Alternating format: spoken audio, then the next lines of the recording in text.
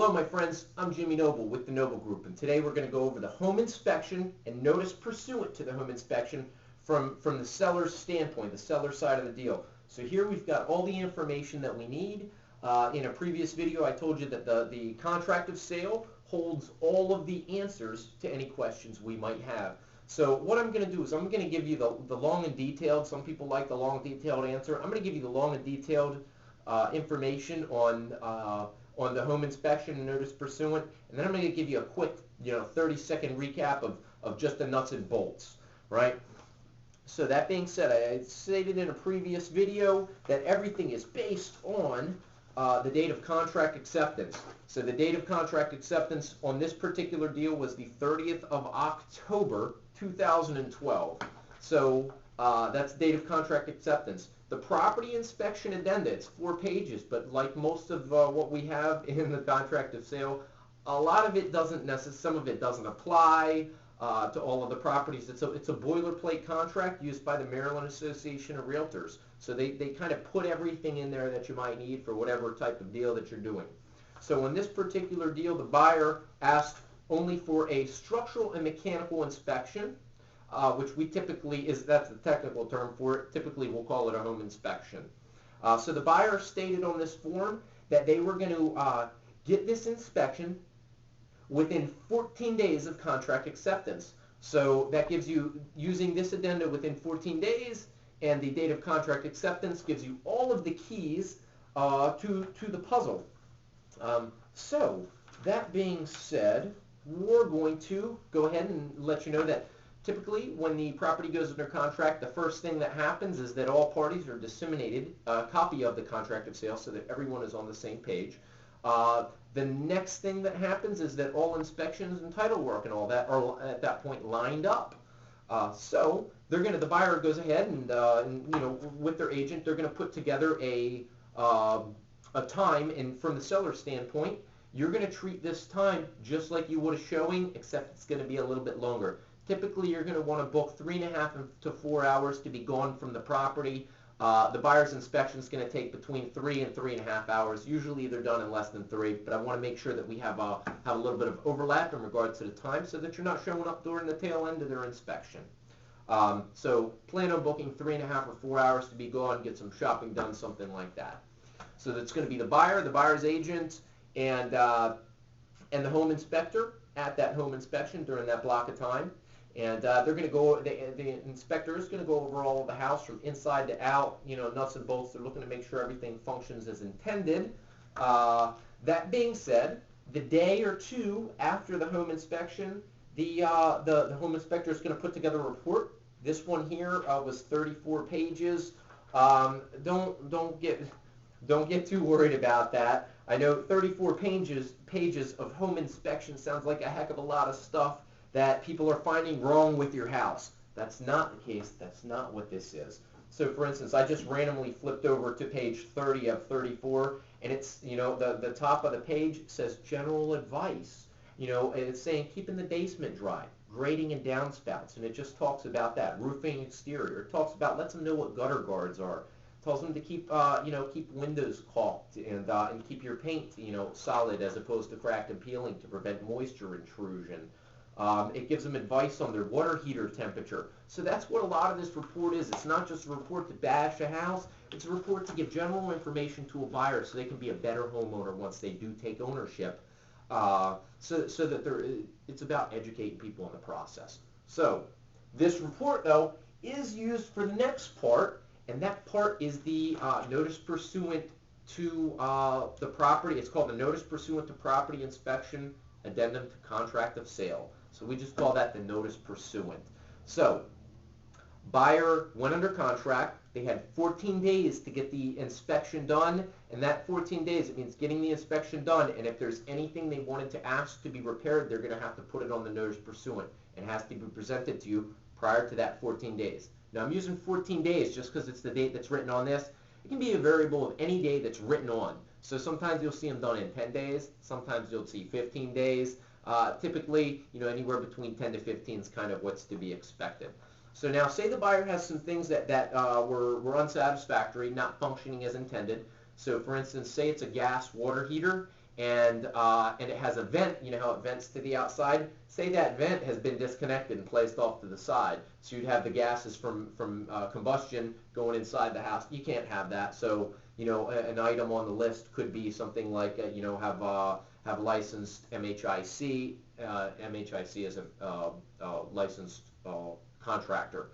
Have a licensed MHIC, you know, repair or replace vent so that it functions as intended. That would be kind of the typical dialogue that you're going to see written on this page. So the buyer would put anything that they request to be fixed by the seller on this notice pursuant, and then present it along with the entire copy of the home inspection report to the listing agent, who's then going to present it to you and go over it with you. Now when you get it, there are always, as with any negotiation, there are three options that can happen. There is the acceptance, there's the reject, and then there's the counter. So accept, reject, and counter. We've talked about that in other videos. Those are always the three options that are out there for you anytime someone says anything. You can accept it, reject it, or counter it. So that's on the second page. So your option, it says, and I'm going to read this verbatim, it says, seller agrees to complete the corrective action as specified. So if you agreed to fix everything that the buyer had asked for, there's no response from the buyer needed. You're going to sign off on it, send it over to the buyer. Contract remains in full force.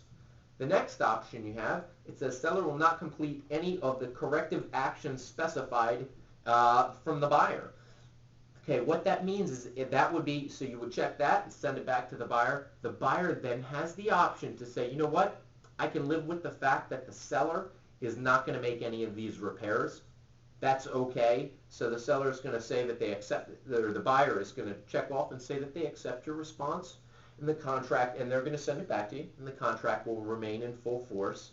Now let's say that you tell them that you check that box and you say that the seller will not complete any of the corrective actions, and you send it to the buyer, and the buyer says, hey, wait a minute, these are some things that I really don't feel comfortable going forward. If these things aren't addressed, the buyer can then check the box, and it says buyer terminates the contract in accordance with the provisions on the inspection addenda. So, you know, that's one of the options. So then you've got the third option, so you can fix all of it, remain in full force, you know, tell them you won't fix any of it, and then the buyer has the option to walk or say, hey, that's okay. Or you can say, I will complete some of these items, but not all. So then you write down what you will not complete. And then it goes to the buyer, and the buyer says, you know what, I can live with that. Or they say, okay, I'm going to walk, by using the following checks, just as we explained earlier. So the question is, what timelines do these responses have to be given? So the notice pursuant, if the buyer wants to ask you for any, and we're going to use this one as the example, if the buyer wants to ask you for any repairs at all, they have to get their inspection report. They have to present it along with the notice pursuant to you within 14 days. And then it says down here, once it's presented, and it says on that same inspection report, it says within 5 days of receipt of the notice from the buyer. So once you're given that, given the notice pursuant, you have 5 days to notify the buyer in writing using the notice pursuant that was provided to you, whether you'll accept, reject, or counter. And then you will deliver that back to the buyer. And the buyer will let you know within 5 days whether that's acceptable, whether they're going to go through with it, or whether they're going to reject it. Now, if you don't give the buyer the notice in the time that the paperwork states, so we'll use this specific example. Day one, we're under contract, and you know you're supposed to have the